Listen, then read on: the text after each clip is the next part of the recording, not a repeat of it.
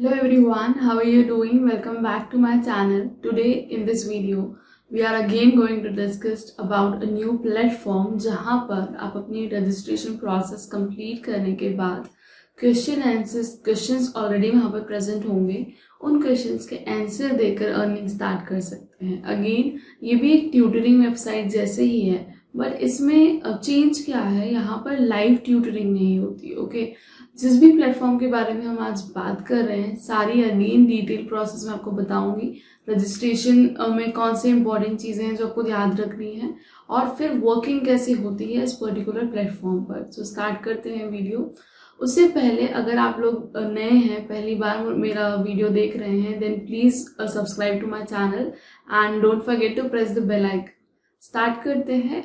आज हम जिस प्लेटफॉर्म के बारे में बात कर रहे हैं उसका नाम है हेलो एक्सपर्ट. ओके, इससे पहले ऑलरेडी मैंने एक वीडियो बनाया है फॉर सॉल्यूशन इन, आप जाकर देख सकते हैं. एक प्लेटफॉर्म है, ये सॉल्यूशन इन का ही पार्ट है, मतलब सॉल्यूशन इन की तरफ से ही ये उसकी ब्रांच है, सब्सिडरी आप मान के चल सकते हैं. ओके, ये दोनों सेम ही पेरेंट कंपनी से बिलोंग करते हैं, solution in and hello expert. Okay, so अगर आप ऑलरेडी सॉल्यूशन इनका वीडियो देख चुके हैं, उस तरीके का ही रजिस्ट्रेशन प्रोसेस ऑलमोस्ट वैसा ही है. ओके, और अगर आप डैशबोर्ड विजिट करेंगे सॉल्यूशन इन और हेलो एक्सपर्ट का, आपको कंपैरेटिवली दोनों में बहुत ज़्यादा सिमिलैरिटीज भी लगेंगी. ओके, सो स्टार्ट करते हैं सबसे पहले कि हेलो एक्सपर्ट वर्क कैसे करता है. यहाँ पर आपको क्या करना है, रजिस्ट्रेशन प्रोसेस कंप्लीट करनी है. आप एज ट्यूटर जाकर यहाँ पर रजिस्टर हो रहे होंगे, या Q&A एक्सपर्ट भी बोल सकते हैं, क्योंकि एक्चुअली यहाँ पे लाइव ट्यूटरिंग नहीं है, यहाँ आपको क्वेश्चंस ऑलरेडी प्रेजेंट होते हैं. हेलो एक्सपर्ट किस तरीके से वर्क करता है पहले इन अ ब्रॉडर वे समझ लेते हैं. यहाँ पर आपको रजिस्ट्रेशन की प्रोसेस कंप्लीट करने के बाद जो भी सब्जेक्ट आप चूज करेंगे, उस सब्जेक्ट से रिलेटेड क्वेश्चंस जो हैं वो सजेस्ट होंगे. उन क्वेश्चंस को आप रीड आउट कर सकते हैं. उन क्वेश्चन में टाइम गिवन होगा, उसका अमाउंट भी गिवन होगा, एंड उसे देखकर आपको लगता है कि आप उस पर्टिकुलर क्वेश्चन को अटेम्प्ट कर सकते हैं, कंप्लीट कर सकते हैं उसे, तो आप क्या कर सकते हैं, उसे अप्लाई करिए और फिर उसका आंसर कर दीजिए. इस तरीके से ये पूरी प्रोसेस वर्क करती है. जनरल किसी भी एक Q&A वेबसाइट के जैसे ही होती है.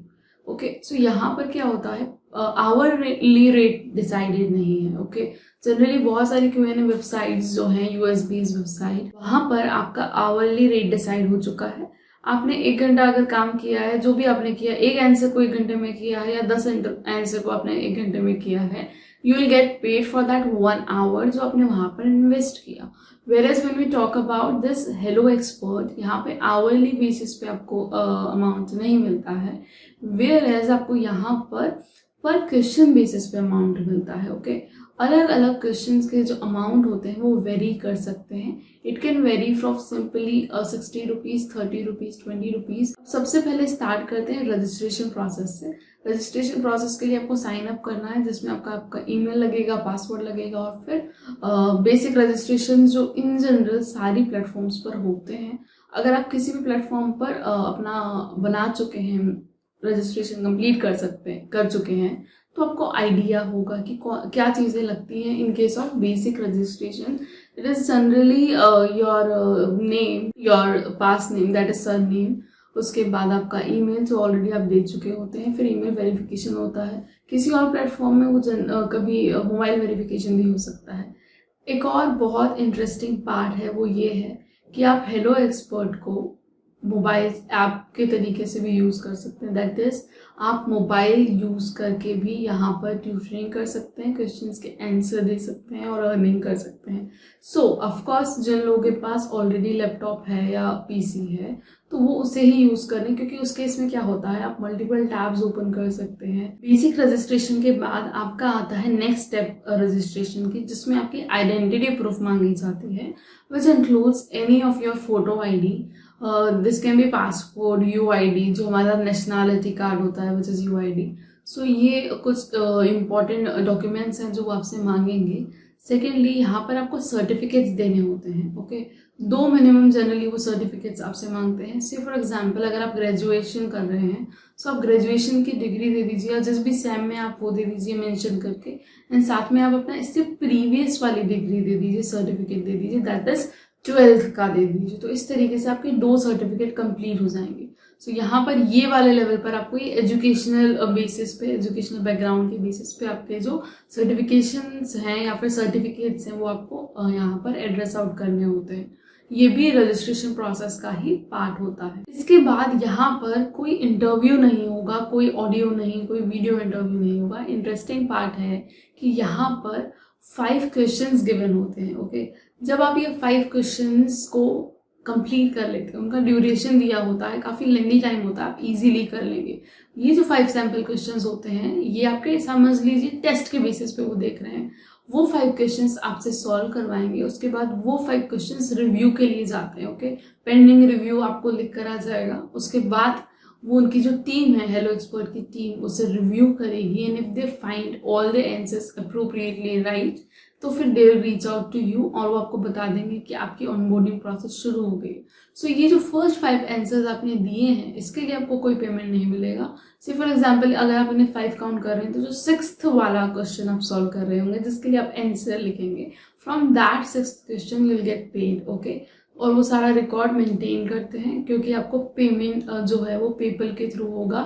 दैट टू मंथली बेसिस पर होता है और वंस इन अ मंथ, और पेपल से आप अपने अकाउंट में ट्रांसफर कर सकते। अगर मैं पेमेंट की बात करूँ तो पर क्वेश्चन बेसिस पर अगर मैं आपको बताऊँ so it starts with 20 rupees to 300 rupees in between. Maximum इतना कुछ होता है ऑन एन एवरेज। इससे हाई क्वेश्चन भी मिल सकते हैं, हाई अमाउंट के भी, बट ये एवरेज है। अब अगर आप इनिशियली स्टार्ट करते हैं तो आपको इस क्राइटेरिया में बहुत वेराइटी ऑफ क्वेश्चंस मिल जाएंगे जो अगेन आप समझिए with increase in the rate जैसे जैसे अमाउंट इंक्रीज हो रहा है क्वेश्चन का जो लेवल है वो भी टफ होते जाएगा, एज वेल एज क्योंकि टफ लेवल हो चुका है तो आपको उसे सॉल्व करने में थोड़ा ज़्यादा टाइम वहाँ पर इन्वेस्ट करना होगा।